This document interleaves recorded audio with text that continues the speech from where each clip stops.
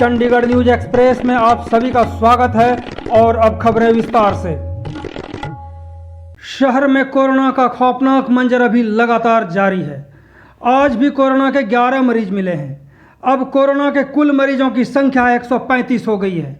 इनमें से एक की मौत हो गई है और 21 ठीक होकर जा चुके हैं, जबकि 11 मरीजों की जांच रिपोर्ट अभी आनी है।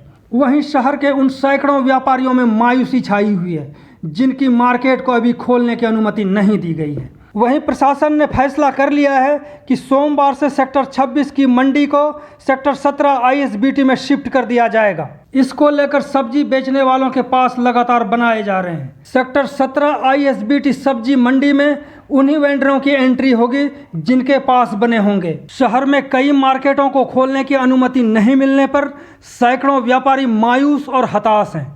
इस पर चंडीगढ़ बिजनेस काउंसिल के प्रधान नीरज बजाज ने प्रशासन को सलाह देते हुए मांग की है कि सेक्टर 17 सहित अन्य सभी मार्केटों को भी खोलने की अनुमति दी जाए ताकि आर्थिक मजबूती मिल सके और लोगों का व्यवसाय और रोजगार भी बच सके। आप सभी से आग्रह है कि पूरी रिपोर्ट देखें और चैनल को सब्सक्राइब जरूर करें। खबरों की शुरुआत में सबसे पहले चंडीगढ़ बिजनेस काउंसिल के प्रधान नीरज बजाज को सुने, जिन्होंने व्यापारियों के हित में आवाज बुलंद करते हुए प्रशासन से मांग की है।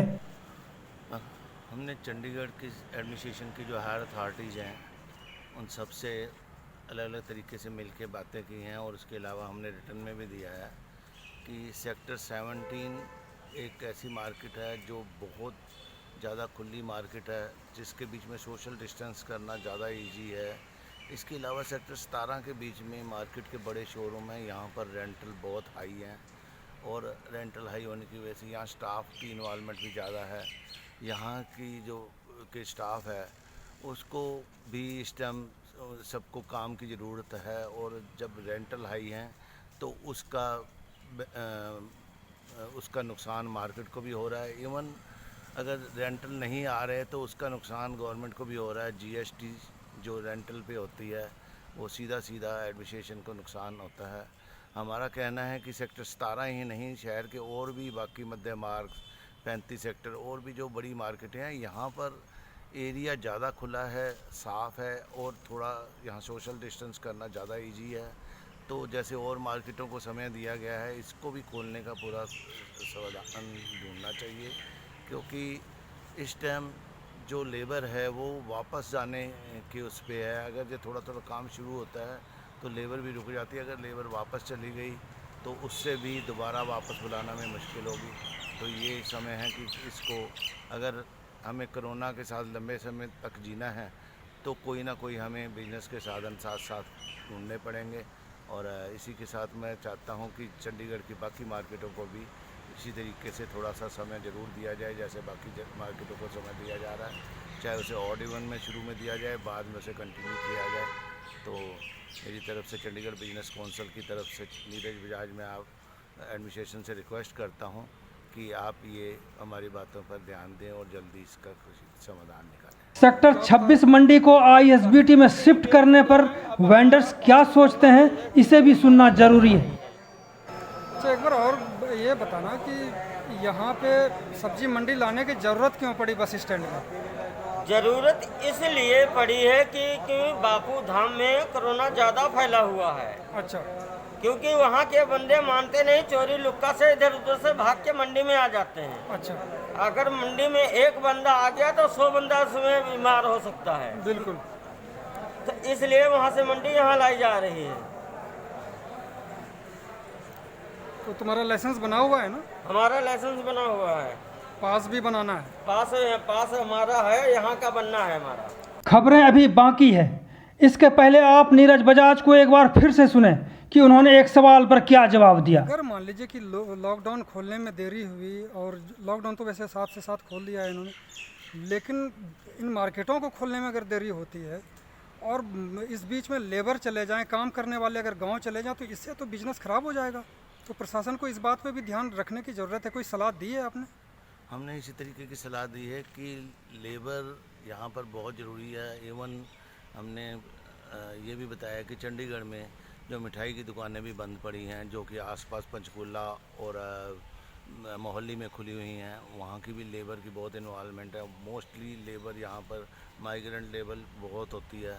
तो ये इस तरीके के और भी बहुत सारे बिजनेस हैं जिनमें माइग्रेंट लेबर का बहुत इन्वॉल्वमेंट होती है।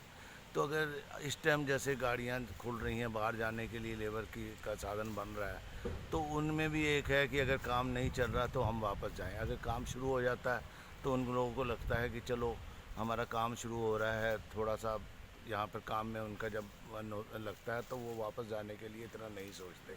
अब इस टाइम अगर वो खाली बैठे हैं तो उनके दिमाग में एक ही सोच है कि हम अपने घर पहुँचें।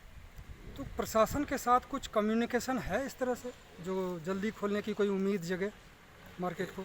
हम समय समय पर प्रशासन के अधिकारियों से मिलते हैं, उनसे अपनी बात का अवगत कराते हैं और मुझे उम्मीद है कि हमारी बात जल्दी से सुनी जाएगी और आगे इसको जल्दी से समाधान निकल जाएगा।